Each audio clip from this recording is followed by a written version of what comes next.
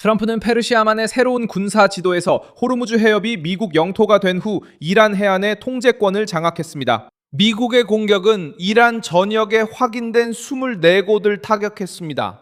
표적은 해안의 항구부터 내륙의 핵시설과 군사시설까지 다양합니다. 지도는 이것이 제한된 공격이 아님을 보여줍니다. 이렇게 광범위한 규모는 분쟁의 성격을 변화시킵니다. 도널드 트럼프는 워싱턴이 이란과 관련된 선박에 대한 봉쇄를 재개하고 호르무즈 해협의 보호를 맡으며 미국이 보장하는 항로를 통과하는 화물에 대해 20을 부과할 것이라고 발표했습니다. 우리는 그들을 강하게 타격하고 해협을 지키며 아마도 관리하게 될 것입니다. 우리가 해협의 수호자가 될 것입니다. 우리는 아마 그것을 해협의 수호천사라 부를지도 모릅니다. 군사 명령은 이란의 항구, 석유 터미널, 해안 지역으로 들어오거나 나가는 선박을 포함하며 다른 국가의 선박들은 봉쇄를 준수하는 한 그 통로를 따라 항해할 수 있습니다. 트럼프는 그 해협을 직접적으로 무역, 석유, 그리고 테헤란의 해군 역량에 영향을 미치는 작전 통제 선언 하에 두었습니다. 동시에 중부사령부는 이란 해안에 흩어져 있는 레이더, 방공망, 미사일, 드론, 선박, 군사기지에 대한 공격을 확대했습니다. 압박은 말에서 그치지 않고 해상으로 옮겨가 봉쇄, 호위, 정밀 타격, 그리고 처음으로 전투에 사용된 드론 선박까지 동원되었습니다. 테헤란은 자국 해안 앞을 지나는 항로를 외국 세력이 지휘하는 것을 결코 용납하지 않겠다고 응수했습니다. 트럼프가 통제하려는 것은 무엇일까요? 왜 이란산 석유가 주요 표적이 되었을까요? 지금 바로 모두 말씀드릴게요. 이런 직설적이고 군더더기 없는 컨텐츠를 좋아하신다면 구독을 고려해보세요. 여기서는 매일 이런 영상이 올라옵니다. 트럼프는 호르무즈 해협이 이란의 허가 여부와 상관없이 계속 열려 있을 것이라고 밝혔습니다. 이 결정은 이란의 항구와 해안 지역으로 오가는 교통에 대한 봉쇄를 다시 시행하지만 중립선박과 인도적 화물은 검사 후 통과를 허용합니다. 하지만 아무도 모르는 건 우리가 이미 합의했고 그들이 그걸 깼다는 겁니다. 그들은 늘 약속을 깹니다. 우리는 이미 그 사람들과 10번이나 합의를 했었습니다. 그러니 그냥 그들을 강하게 공격하고 우리가 해협을 지키고 아마도 우리가 그 해협을 관리하게 될 겁니다. 우리는 해협의 수호자가 될 것입니다. 그들은 우리를 수호천사라 부를지도 모릅니다. 우리는 보상받을 자격이 있습니다. 우리가 그렇게 할 때 중앙사령부는 작전이 7월 14일 화요일 세계 표준시로 오후 8시 20분, 브라질리아 시간으로 오후 5시 17분에 시작된다고 알렸습니다. 명령을 따르지 않는 선박들은 저지될 수 있습니다. 그리고 미군은 명령을 집행하기 위해 군사적 수단을 사용할 수 있다고 경고했습니다. 공격의 규모는 워싱턴이 이 통제를 어떻게 유지하려는지 보여줍니다. 주말 동안 미군은 정밀 탄약으로 이란의 여러 지점에 있는 수십 개의 목표물을 타격했습니다. 미 중앙사령부가 직접 발표한 또 다른 공격에서는 약 140개의 군사 목표물이 공격당했습니다. 이것이 폭발이 해안 근처에서 가장 많이 집중된 이유를 설명해 줍니다. 트럼프는 이란이 해협에서 선박을 위협하는 데 사용하는 감시망, 무기, 선박들을 제거하려고 시도하고 있습니다. 반달 아바스는 오르무즈 해협 앞에 위치한 중요한 이란 해군 기지가 있기 때문에 공격의 중심지 중 하나가 되었습니다. 타친, 아바단, 그리고 이란 남부와 남서부의 다른 지역들에서도 역시 기록되었습니다. 하시엠은 해상 항로에 대한 전략적 위치를 가지고 있으며 반다르 아바스는 항구, 군사시설, 해군과 혁명수비대가 사용하는 구조물들이 모여 있습니다. 이 지점들을 타격함으로써 미국은 테헤란이 선박에 미사일을 발사하고 드론을 운용하며 해상을 감시하고 해안 근처의 선박을 유지하는 능력을 직접적으로 압박합니다. 가장 큰 소식은 세 척의 무인 코세어 함정이 테헤란 해군 기지의 해군 및 잠수함 정비 시설을 공격했다는 것입니다. 중앙사령부에 따르면 미군이 전투에서 드론 선박을 사용한 것은 이번이 처음입니다. 공개된 영상에는 폭발 전에 시스템이 부두에 접근하는 모습이 담겨 있었습니다.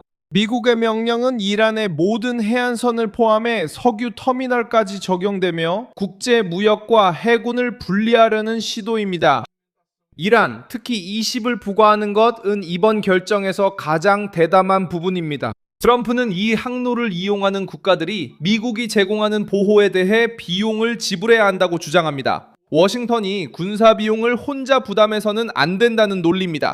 그리고 우리는 그에 대한 보상을 받아야 합니다. 우리가 그렇게 하면 우리는 보상을 받게 될 것입니다. 왜냐하면 다른 나라들은 매우 부유하고 우리 편이기 때문입니다. 그리고 우리는 오랜 세월 동안 그랬던 것처럼 무료로 이 일을 해야 한다고 기대받을 수는 없습니다. 아시다시피 우리는 50년 넘게 그 해협을 보호해왔지만 그에 대한 대가를 받은 적이 없습니다. 그들은 모든 돈을 벌었고 미국은 홀로 남겨졌습니다. 그들은 원하지 않았어요. 정말 놀랍습니다.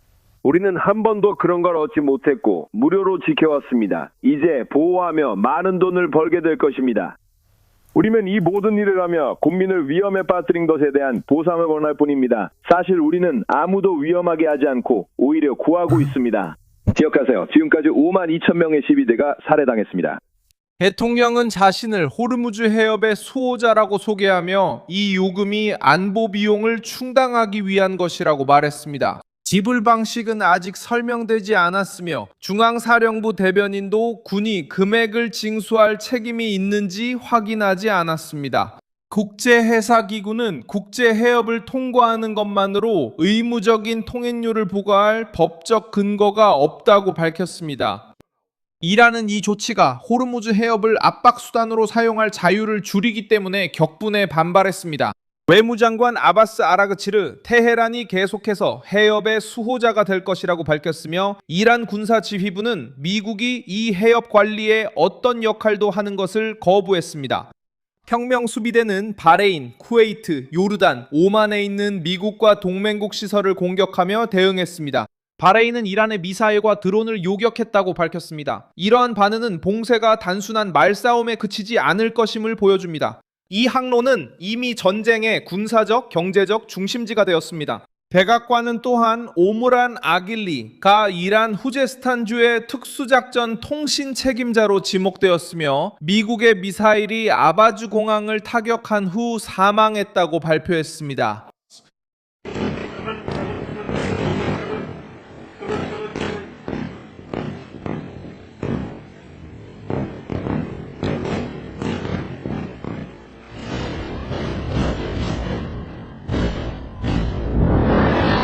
이 정보는 대변인 캐롤라인 레비치에 발표되었으나 이번 주 월요일까지 광범위한 독립적인 확인은 받지 못했습니다.